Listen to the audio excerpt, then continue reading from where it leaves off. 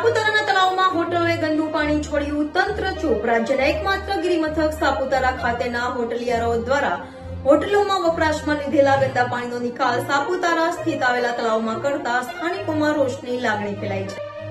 ડાંગ જિલ્લાના એકમાત્ર ગિરિમથક સાપુતારા ખાતે હોટલિયારો દ્વારા હોટલમાં વપરાશમાં લીધેલા ગંદા પાણીનો નિકાલ આ તળાવમાં જ કરાતા નિર્મળ ગુજરાતના લીરે લીરા ઉડી ગયા છે।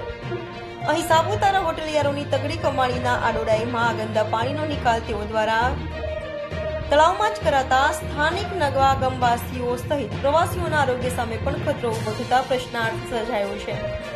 અહીં સાપુતારાના હોટલિયારો દ્વારા વપરાશમાં લીધેલું ગંદુ પાણી રોજે રોજ સાપુતારા તળાવમાં જ છોડાતા તળાવમાં જળચર જીવસૃષ્ટિના અસ્તિત્વ સામે પણ જોખમ ઉભું થયું છે।